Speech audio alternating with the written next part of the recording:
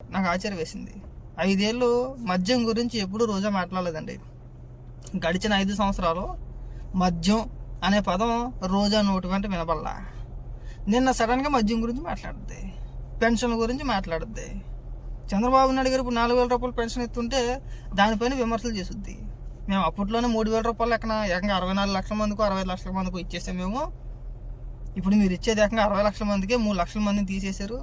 సరే, అప్పుడు ఆ 3 లక్షల మంది ఎలా వచ్చారు, వాళ్ళకి అర్హత ఉందా లేదా, వాళ్ళ అర్హత లేకపోయినా సరే వైసీపీ కార్యకర్తలను మద్దతుదారులను మీరు ఇచ్చారో లేదో తర్వాత సంగతి పక్కన పెడితే, మీరు 3,000 రూపాయలు పెంచడానికి ఎన్ని సంవత్సరాలు టైం తీసుకున్నారండి?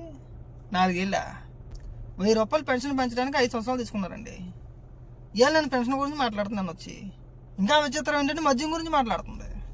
అసలు నువ్వు మద్యం గురించి మాట్లాడకూడదు, నువ్వు డైలాగులు కొట్టకూడదు. ఏదో చెల్లికి పెళ్ళి మళ్ళీ మళ్ళీ అని చెప్పేసి నువ్వు డైలాగ్ కొట్టింది.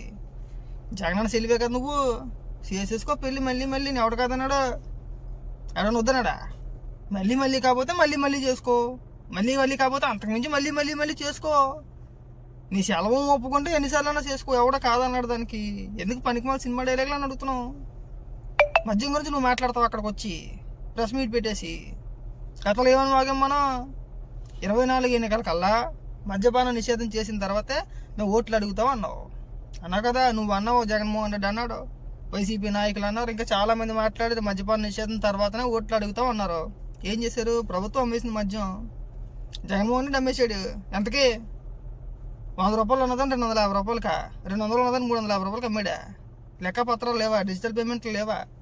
అన్ని లోకల్ బ్రాండ్లు, ఉన్న బ్రాండ్లు తీసేసి లోకల్ బ్రాండ్లు అమ్మేమని చెప్పేసి ఎవరైనా చెప్పాడా?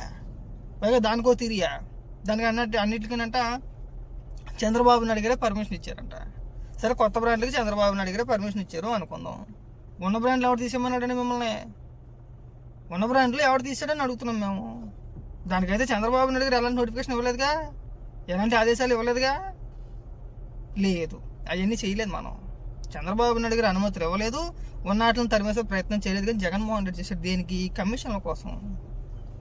మనకి కమిషన్లు భయంకరంగా వస్తాయి. దీని తయారీ ఇంత, దీని ఖర్చు ఎంత, మనం అమ్మేది ఎంతకి, ఎలాగ డబుల్ రేట్లకి 3 రేట్లకి అమ్మేస్తున్నాం కాబట్టి మనకు ఆదాయం ఎంత అని చెప్పేసి అనే కదా 5 ఏళ్ళు డిజిటల్ పేమెంట్ లేకుండా ఓన్లీ క్యాష్ తీసుకున్నావు కదా. మద్యంలో మీరు లక్షల కోట్ల రూపాయలు తినేసి వాళ్ళ ప్రెస్ మీట్ పెంచి మద్యం గురించి మీరు మాట్లాడతారా? కాస్త అనేది సిగ్గని అనిపించట్లే రోజా నీకు? మనం నవ్వుకుంటారు జనం మనం చూసి. మనం ఈ అంశాలపైన మనం మాట్లాడకూడదని కాస్త సిగ్గనిపించట్లే. మాట్లాడితే జగన్మోహన్ రెడ్డి డైరెక్ట్ తీసేడు. గతంలో ఏమని మాట్లాడు తెలుసా నువ్వు? 2014 to 19 మధ్యలో ఏమని మాట్లాడు తెలుసా? పథకాల గురించి మాట్లాడుతూ చంద్రన్న కానుకని ఇంకోటని చెప్తూ ఇది మీ అయ్యి సొమ్మెత్తున్నారా, మీ బాబు సొమ్మెత్తున్నారని మాట్లాడావు కదా. మనం జగన్మోహన్ రెడ్డి ఏదైనా పథకం ఇస్తే జగన్మోహన్ రెడ్డి ఫోటో రోడ్డు మీద వేసి బిందు పాలు వేసి అందరికీ కూడా అందరి దేవుడి మూలన తీసుకెళ్ళి జగన్మోహన్ రెడ్డి ఫోటో ఎందుకంటే ఇచ్చేసావు? జగన్మోహన్ రెడ్డి బాబు సొమ్ము ఏమన్నా మాకు పంచాడా? ఇక్కడ ఏమన్నా అందరికి పంచేసి ఇచ్చాడా? లేదు కదా, ఇవ్వలేదు కదా. ఇచ్చాడా? లేదు. ఇక్కడ ఎవరి సొమ్ము ఎవడేం పంచేలా. కాకపోతే ఏంటంటే మీరు 5 ఏళ్ళు అధికారంలో ఉండి రాష్ట్ర ప్రజలు సొమ్ముని ఎలా తినేయాలని పరిపాలించారు. ప్రస్తుతం చంద్రబాబు నాయుడు గారు ప్రజల సొమ్ముని వృధా చేయకుండా ఎలా ఖర్చు పెట్టాలి, డెవలప్మెంట్ ఎలా చేయాలి, యువతకి ఉపాధి ఎలా కల్పించాలి, పరిశ్రమలు ఎలా తీసుకురావాలి అని చంద్రబాబు నాయుడు గారు ఆలోచిస్తున్నారు. చంద్రబాబు నాయుడు గారికి మీకు ఉన్న తేడా అది. ఎంతసేపు అప్పులు చేసామా, మనం పప్పు బెల్లాలాగా పనిచేసామా?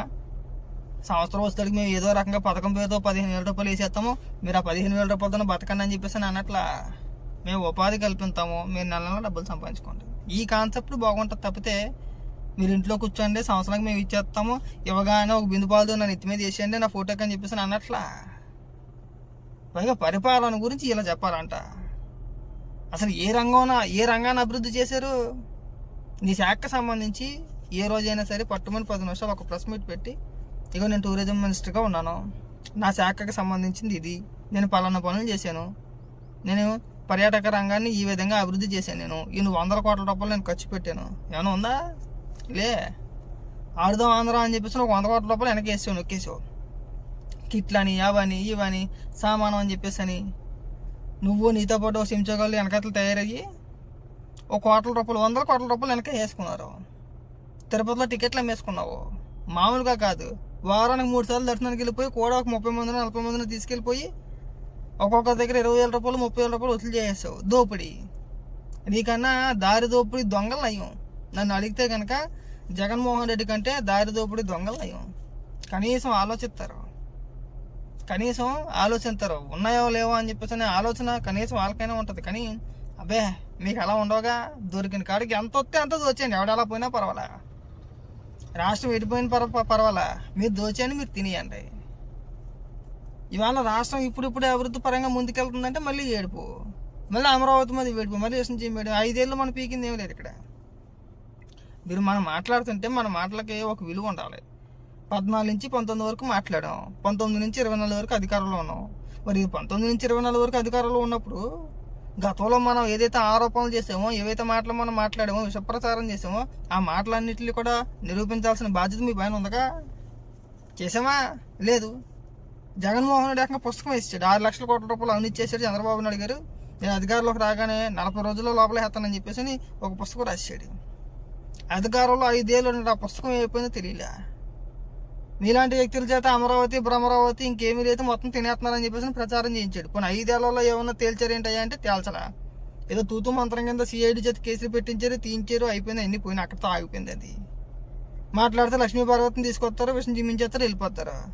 లేదంటే నువ్వో కొడాలనియో, లేదంటే అంబటి రాంబాబో, లేదంటే మన అనిల్ కుమార్ యాదవో వాళ్ళ చేత ఇంకా మామూలుగా అరుపులు కాదు. ఇంకా అదేదో సినిమాలోని, అది కింగ్ కాంగ్ సినిమాలోని ఆ గాడ్జిల్లా ఆడిసినట్టే అరిచేయడమే, పురోమని అరిచేయడమే. మళ్ళీ అది ఒక రకమైన సైకిల్, హావభావాలు, అయ్యి బాబో జీవితం మామూలు కాదు. ఇంకా 5 ఏళ్ళు రాష్ట్రాన్ని సర్వనాశనం చేసి తినేసింది కాకుండా ఇవాళ చొప్పున చేసేలా.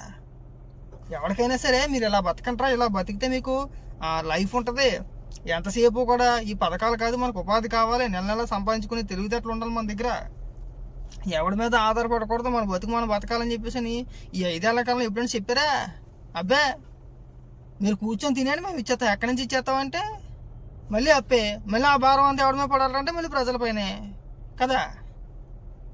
ఇలాగే ఉంటే కనుక ఇంకా మామూలు ట్యాక్సీలు, ఇంకా మేము ఎవడో కూడా కష్టపడి కూడా ట్యాక్సీలు కట్టేవాళ్ళు ఉన్నారు కదా. ఇప్పుడు ఇంకా సిరాకు వచ్చి తీసుకొచ్చిందంటే వాళ్ళు కూడా పనులు మానేసి శుభ్రంగా వీళ్ళు ఇచ్చే పథకాలు అనేవి ఏమో అనుకుంటారు. ఇంకా వచ్చే సంపాదనలో సగానికి పైగా ట్యాక్సీలు అయిపోతున్నాయి, అదొక బాధ. మళ్ళీ దయచేసి ఈ పాలసీని తీసుకురామాకండి. సోమరపోతనాన్ని ఎంకరేజ్ చేయమాకండి. ప్రతి ఒక్కరూ పని చేసుకోవాలి. ఏ పని వస్తే ఆ పని.